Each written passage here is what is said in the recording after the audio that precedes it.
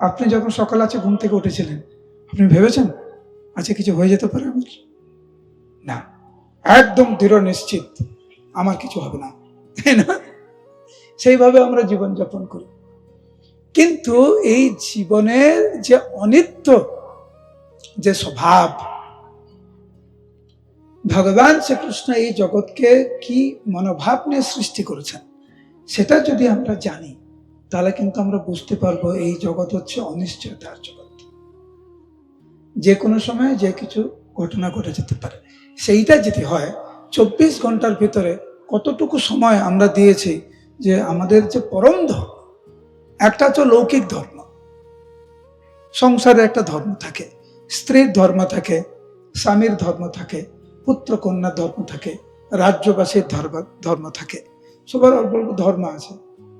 কিন্তু জীবের যে পরম ধর্ম, সেই বিষয়ে আমরা কতটুকু সচেতন এবং সেই বিষয়ে আমরা কতটুকু সময় দিয়েছি আজকের, এটা গুরুত্বপূর্ণ। যখন আমরা ভক্তদেরকে যখন জিজ্ঞাসা করি 10টা বাজে 11টা বাজে সকালবেলা 10টা 11টা হয়ে গেছে, সলমানের জব শেষ হয়েছে, বেশিরভাগ উত্তর না। কেন? আজকের অনেক কাজ ছিল, প্রভু অনেক ব্যস্ত। কিসের জন্য ব্যস্ত? একটু ভেবে দেখেছেন কিসের জন্য ব্যস্ত?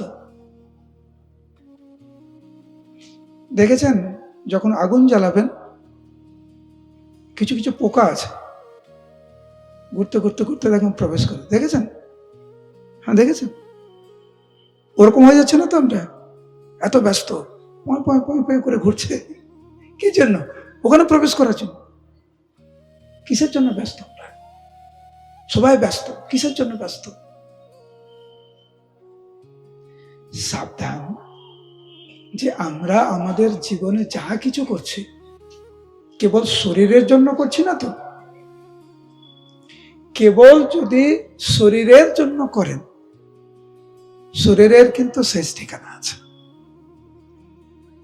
তো আপনি এমন শরীরের জন্য জীবনটা উৎসর্গ করে দিচ্ছেন যার কোনো নিশ্চয়তা নেই। এটা কেমন বুদ্ধিমানের কাজ? আমি যদি আপনাকে বলি এখন যে আপনি নদী পেরোবেন, এই নৌকাটাতে উঠুন, নৌকাটা একটুখানি গিয়েই ডুবে যাবে, কারণ এই নৌকাতে অনেক ছিদ্র আছে, আপনি নৌকাতে উঠবেন? হ্যাঁ কি না? না। ধরুন আপনি অনেক পরিশ্রম করে 10 বছর 20 বছর পরিশ্রম করে চাকরি করে টাকা পেয়েছেন, পেনশনের টাকা 50 লাখ টাকা পেয়েছেন।